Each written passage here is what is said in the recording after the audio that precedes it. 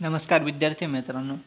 सारथीतर्फे दरवर्षी जो UPSC coaching program राबवला जातो, तर त्यासाठी ज्या विद्यार्थ्यांनी अप्लाय केला होता, तर त्या विद्यार्थ्यांसाठी जे एक्झामच्या दृष्टिकोनातून किंवा त्यांना कोचिंग प्रोग्रामसाठी जी फेलोशिप मिळते, तर त्यासाठी सारथीने काही इम्पॉर्टंट इन्स्ट्रक्शन त्या कॅन्डिडेटसाठी या ठिकाणी पब्लिश केलेले आहेत. तर ते आपण आज बघणार आहोत. तर यामध्ये candidate has to fulfil the following basic condition to be eligible to apply for Sarthi sponsorship for the coaching of UPSC civil service examination. म्हणजे ज्या विद्यार्थ्यांनी यासाठी अप्लाय केला आहे, तर ते विद्यार्थी यासाठी पात्र ठरू शकतात, पण त्यांच्याकडे काही या ठिकाणी काही डॉक्युमेंट्स त्यांच्याकडे असणं आवश्यक आहे. तर the applicant must be belong to Kunbi Maratha community. The candidates will be entitled for stipend and sponsorship to coaching classes only if she will submit the caste certificate issued by the competent authority. म्हणजे जर का तुम्ही या फेलोशिपसाठी जर का तुम्हाला पात्र व्हायचं असेल, तर तुम्ही या ठिकाणी कास्ट सर्टिफिकेट या ठिकाणी सबमिट केलेलं असावं आणि त्या कास्ट सर्टिफिकेटवर किंवा तुमच्या EWS सर्टिफिकेटवर किंवा तुमच्या लिव्हिंग सर्टिफिकेटवर त्या ठिकाणी क्लिअरली असं मेन्शन केलेलं असावं की कुणबी कुणबी व कुणबी मराठा कम्युनिटीशी तुम्ही बिलॉंग करतात. त्यानंतर the applicant must be a domicile of Maharashtra. त्यानंतर तुमच्याकडे महाराष्ट्राचं डोमिसियल तुमच्याकडे असणं आवश्यक आहे. The applicant must be graduate qualified if any discipline as on the 1 June 2023 to be eligible for this program. आता जे विद्यार्थी म्हणजे ग्रॅज्युएट ज्यांचं कंप्लीट झालं आहे किंवा ज्या विद्यार्थ्यांचं 1 जून 2023 पर्यंत ग्रॅज्युएशन कंप्लीट झालं आहे, तर असे विद्यार्थीसुद्धा यासाठी पात्र ठरू शकतात. The applicant must be from non creamy layer category. तुमच्याकडे नॉन क्युम्युलर सर्टिफिकेट असणं आवश्यक आहे. त्यानंतर पुढे the Sarathi UPSC CET 2023 age of applicant should not exceed more than 32 years for the Maratha caste. Maratha caste मधील जे विद्यार्थी आहेत, तर त्यांच्यासाठी एज लिमिट 32 त्यांनी या ठिकाणी ठेवलेली आहे. त्यानंतर कुणबी मराठा आणि मराठा कुणबी या विद्यार्थ्यांसाठी एज लिमिट 35 वर्ष या ठिकाणी त्यांनी दिली आहे. त्यानंतर जे स्पेशली ॲबल पर्सन असतात, तर त्यांच्यासाठी 42 इयर एज लिमिट या ठिकाणी त्यांनी दिलेली आहे. त्यानंतर पुढे आहे की application submitted for online does not imply that candidates is eligible or has fulfil all criteria. म्हणजे जर का तुम्ही हे ॲप्लिकेशन फॉर्म भरला आणि ॲप्लिकेशन फॉर्म भरल्यानंतर तुम्ही इलिजिबलच व्हाल असं नाही. तर application is subjected to scrutiny from the documents verification if selected from UPSC CET. The same will be rejected if the application of the found to be ineligible at any point of time. म्हणजे documents व्हेरिफिकेशनमध्ये जर का कुठल्याही प्रकारचा तुमचा त्या ठिकाणी गैरप्रकार आढळला, तर तुम्हाला त्यासाठी ते इलिजिबल ते ठरवू शकतात. त्यानंतर पुढे candidates who have already taken benefits of UPSC, MPSC, MES, IBPS, NET, SET regular coaching or any offline coaching training fellowship sponsorship by the Sarathi Pune or from any scheme of Mahajyoti are not eligible for this CET UPSC 2023-24 coaching programme. म्हणजे त्यांनी यामध्ये म्हटलं आहे, जर का तुम्ही याआधी जर का महाज्योती किंवा सारथीच्या कोणत्याही स्कीमसाठी तुम्ही त्या ठिकाणी जर का त्याचा लाभ घेतला असेल, तर या स्कीमसाठी तुम्ही पात्र असू शकत नाही. असं सारथी किंवा महाज्योतीच्या कोणत्याही आधीच्या स्कीमसाठी तुम्ही जर का लाभ घेतला असेल, तर या स्कीमसाठी तुम्ही या ठिकाणी लाभ घेऊ शकत नाही, असं त्यांनी या ठिकाणी क्लिअरली मेन्शन केलेलं आहे. त्यानंतर पुढे की candidates barred by the Sarathi from malpractice are not to be eligible for this CET UPSC UPSC 2023 coaching programme. म्हणजे या ठिकाणी त्यांनी म्हटलं आहे की कुठल्याही प्रकारे जर का गैरप्रकार आढळला तर या ठिकाणी सारथी तुम्हाला प्रतिबंधित करू शकते. कोचिंग प्रोग्रामपासून तुम्हाला प्रतिबंधित करू शकते. Candidates doing a full-time, part-time job selected at government jobs are not be eligible for this CET UPSC 2023-24 coaching programme. तुम्ही जर का full time part time job करत असाल किंवा गव्हर्नमेंटमध्ये जॉब करत असाल तर तुम्ही या कोचिंग प्रोग्रामसाठी तुम्ही पात्र ठरू शकत नाही असं त्यांनी या ठिकाणी क्लिअरली मेन्शन केलेलं आहे. त्यानंतर पुढे आपण महत्त्वाच्या या ठिकाणी बघणार आहोत. तर या ठिकाणी तुमची जी एक्झाम डेट आहे, selection of the candidates will be based on the mark score in entrance test. या ठिकाणी तुमचं सिलेक्शन हे जी एंट्रन्स होणार आहे तर त्या एंट्रन्स एक्झामच्या मार्क्स स्कोरनुसार तुमचं या ठिकाणी सिलेक्शन होणार आहे. तर सारथी UPSC CET 2023 ही जी कोचिंग एंट्रन्स एक्झाम आहे तर ही तुमची 25 जून 2023 संडेला या ठिकाणी त्यांनी ठेवलेली आहे. तर या ठिकाणी त्यांनी काही डेट दिल्या आहेत की important dates of issue of admit card. तुमचं जे ॲडमिट कार्ड आहे तर हे ॲडमिट कार्ड 21 जूनला तुमचं रिलीज होणार आहे आणि हे जे आहे तर हे 21 जूनला 10 वाजता तुमचं रिलीज होणार आहे. आणि हे जे ॲडमिट कार्ड आहे तर हे तुम्हाला सारथीच्या ऑफिशियल वेबसाईटवर लिंकच्या आधारे त्यांनी त्या ठिकाणी उपलब्ध करून दिलेलं आहे. 21 जूनला ते तुमचं रिलीज होईल. त्यानंतर date of mock CET Sarthi UPSC CET 2023. आता ही जी त्यांनी एक मॉक टेस्ट ठेवली आहे CET साठी मॉक टेस्ट आहे तर ती 23 जूनला आहे. म्हणजे 23 जून किंवा 23 आणि 24 या 2 दिवसांपर्यंत त्यांनी या ठिकाणी मॉक टेस्ट ठेवलेली आहे आणि ती मॉक टेस्ट तुम्ही त्या ठिकाणी देऊ शकता. Actual date of UPSC CET 25 जून आणि तुमची जी फायनल एक्झामची जी डेट आहे तर ती 25 जूनला त्यांनी या ठिकाणी ठेवलेली आहे. तर व्हेन्यू ऑफ एक्झाम. आता जे एक्झाम सेंटर आहेत Pune, Nagpur, Nashik, Kolhapur, Mumbai, Aurangabad and new Delhi. Exam centers name will be intimated on the student for admit card. No change in the exam center will be permitted.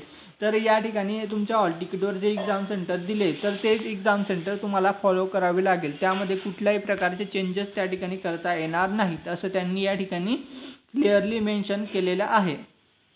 त्यानंतर पुढे रिझर्वेशन आहे की रिझर्वेशन म्हणजे टोटल ज्या seat आहेत तर या ठिकाणी टोटल सीट 500 जागा या ठिकाणी त्यांनी अवेलेबल करून दिल्या आहेत विद्यार्थ्यांसाठी. त्या 500 जागांपैकी 30% जागा या वुमेन्स कॅन्डिडेटसाठी त्यांनी रिझर्व केल्या आहेत आणि 5% स्पेशली जे ॲबल कॅन्डिडेट्स आहेत तर त्यांच्यासाठी त्यांनी अवेलेबल करून दिलेल्या आहेत. त्यानंतर रिझर्वेशन. तर यासाठी या सीटसाठी 500 जागांपैकी जे रिझर्वेशन आहे तर वुमेन्स कॅन्डिडेटसाठी या ठिकाणी 150 जागा राखीव केल्या आहेत.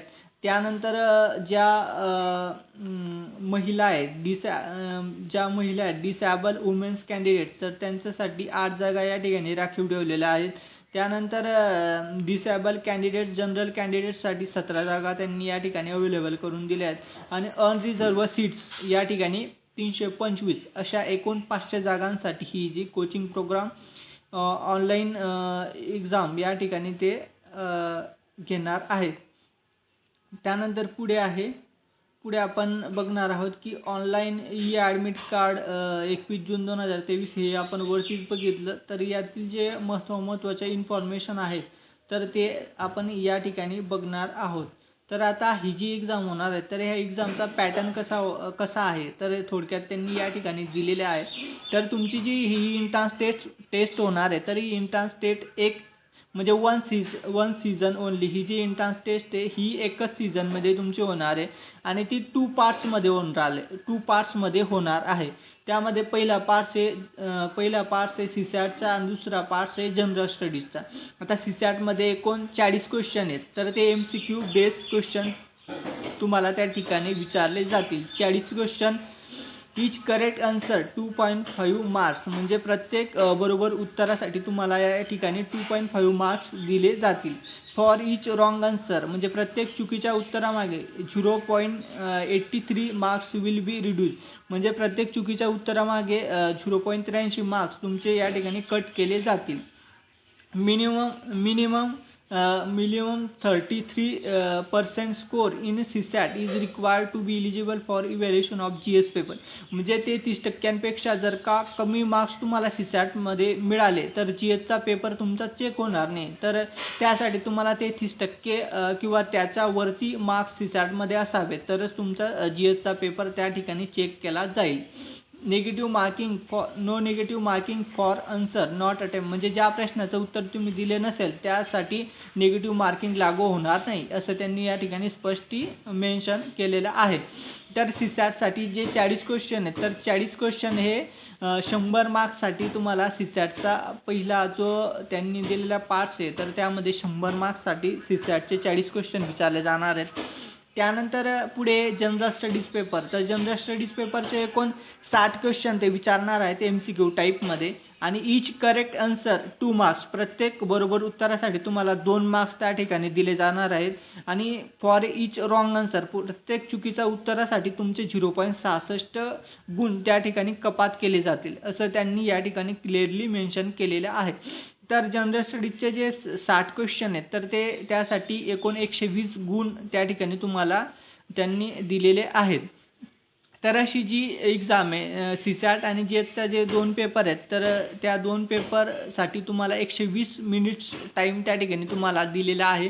120 मिनिट्स म्हणजे जवळजवळ 2 तास तुम्हाला त्या ठिकाणी त्यांनी दिलेला आहे.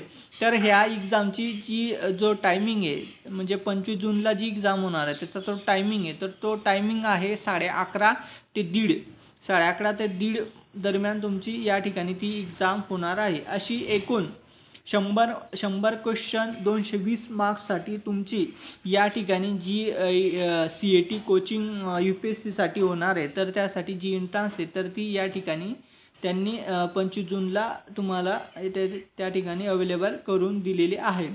आता पुढे आपण बघणार आहोत महत्त्वाच्या गोष्टी आहेत त्या गोष्टी आपण या ठिकाणी बघणार आहोत. तर या ठिकाणी त्यांनी काय जनरल इन्स्ट्रक्शन दिलेले आहेत तर या जनरल इन्स्ट्रक्शन तुम्ही व्यवस्थितरित्या वाचून घ्याल. ही जी PDFची लिंक आहे तर ही डिस्क्रिप्शनमध्ये मी तुम्हाला प्रोव्हाइड करून देईल. त्यानंतर खाली काही महत्त्वाच्या गोष्टी त्यांनी या ठिकाणी आहेत की नाही आपण आता बघू.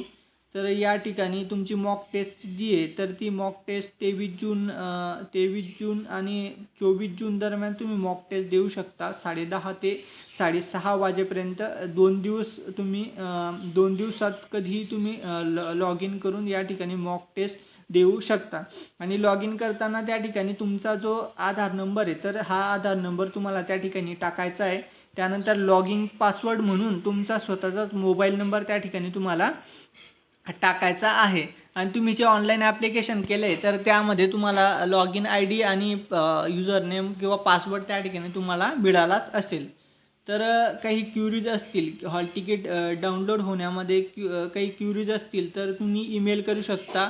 हा त्यांनी ईमेल या ठिकाणी उपलब्ध करून दिला आहे UPSC 2024 सारथी@gmail.com हा ईमेलवर तुम्ही ईमेल करून त्या ठिकाणी तुमच्या ज्या समस्या असतील किंवा क्युरीज असतील त्या ठिकाणी तुम्ही मांडू शकता. या ठिकाणी कॉल पण दिला आहे तर कॉल पण तुम्ही त्या ठिकाणी करू शकता. त्यानंतर खाली काही जनरल इन्स्ट्रक्शन दिलेले आहेत. आता या ठिकाणी हा एक महत्त्वाचा मुद्दा आहे. The selected candidates will be required to submit the following documents for verification if announce in merit list and call for documents verification. आता तुमची एक्झाम झाल्यानंतर जर का तुम्ही मेरिट लिस्टमध्ये त्या ठिकाणी आले तर त्यासाठी तुम्हाला डॉक्युमेंट्स व्हेरिफिकेशन त्या ठिकाणी करावं लागेल. तर त्यासाठी कोणकोणत्या डॉक्युमेंट्सची रिक्वायरमेंट लागेल त्यासाठी त्यांनी दिलेले आहेत. तर तुमच्याकडे SSC certificate or any other proof of date of birth certificate, तुमच्याकडे SSC सर्टिफिकेट असावं किंवा डेट ऑफ बर्थचं सर्टिफिकेट तुमच्याकडे असणं आवश्यक आहे. त्यानंतर मार्कशीट अँड सर्टिफिकेट ऑफ ग्रॅज्युएशनचं मार्कशीट. त्यानंतर पुढे marksheet and certificate of post graduation, जर का तुमचं पोस्ट ग्रॅज्युएशन झालं असेल तर त्याचंही मार्कशीट तुम्हाला त्या ठिकाणी द्यावं लागेल. त्यानंतर पुढे caste certificate, school leaving certificate किंवा EWS सर्टिफिकेट. जर का तुम्ही कास्ट सर्टिफिकेट ज्या कॅटेगरीशी तुम्ही बिलॉंग करता त्याचं कास्ट सर्टिफिकेट किंवा EWS मधून जर का तुम्ही बिलॉंग करता तर त्याचं सर्टिफिकेट तुम्हाला द्यावं लागेल. त्यानंतर पुढे non creamy layer certificate, income certificate. तर तुम्हाला या ठिकाणी 3 वर्षाचं जे इन्कम सर्टिफिकेट आहे किंवा नॉन क्रिमिलियर सर्टिफिकेट आहे ते तुम्हाला या ठिकाणी द्यावं लागेल. त्यानंतर पुढे त्यांनी दिले domicile certificate, copy of admit card for Sarthi UPSC CAT 2023. आता तुम्हाला जे ॲडमिट कार्ड उपलब्ध होणार आहे तर हे ॲडमिट कार्डची एक कॉपी तुमच्याकडे व्यवस्थितरित्या सांभाळून ठेवा. पुढे त्याची तुम्हाला डॉक्युमेंट्स व्हेरिफिकेशनसाठी गरज पडणार आहे. तर ही गोष्ट या ठिकाणी तुम्ही महत्त्वाची लक्षात घ्या. त्यानंतर आधार कार्ड आहे, पॅन कार्ड आहे आणि खाली 4 passport size colour photographs, 4 passport size photo तुम्हाला त्या ठिकाणी द्यावे लागतील. त्यानंतर बँक अकाउंट नंबर कंपल्सरी तुम्हाला द्यावे लागेल. कोणती नॅशनलाइज बँक असेल तर त्या नॅशनलाइज बँकेचं त्या ठिकाणी तुम्हाला बँक अकाउंट नंबर द्यावा लागेल. Bank of Maharashtra account if available will be preferred for the easy and quick transaction. म्हणजे त्यांचं असं म्हणणं आहे की बँक ऑफ महाराष्ट्राचं जर का तुमच्याकडे बँक अकाउंट असेल तर ते एक म्हणजे चांगलं इझी होऊ शकतं ट्रान्झॅक्शनसाठी. तर या ठिकाणी त्यांनी अजून खाली काही रेफर्स बुक्स दिले आहेत. सिलेबसच्या आधारावर त्यांनी GHचे काही रेफर बुक दिले आहेत आणि सिलेबसचे काही पॉईंट या ठिकाणी त्यांनी दिलेले आहेत. तर हे सुद्धा तुम्ही या ठिकाणी व्यवस्थितरित्या बघून घ्या. म्हणजे तुम्हाला एक तुमच्या माइंडमध्ये एक क्लॅरिटी येऊन जाईल की कशा सिलेबसच्या आधारावर प्रश्न विचारले जाणार आहेत. तर अशा पद्धतीने ही जी कोचिंग प्रोग्राम CAT प्रोग्राम आहे तर त्यासाठी कॅन्डिडेटसाठी ज्या सूचना सारथीने दिलेल्या होत्या त्या अनुषंगाने आपण या व्हिडिओमध्ये त्या गोष्टी डिस्कस केल्या. तर तुम्हाला काही गोष्टी म्हणजे काही प्रॉब्लेम असेल किंवा काही समस्या असतील तर कमेंट बॉक्समध्ये तुम्ही कमेंट करून विचारू शकता. धन्यवाद.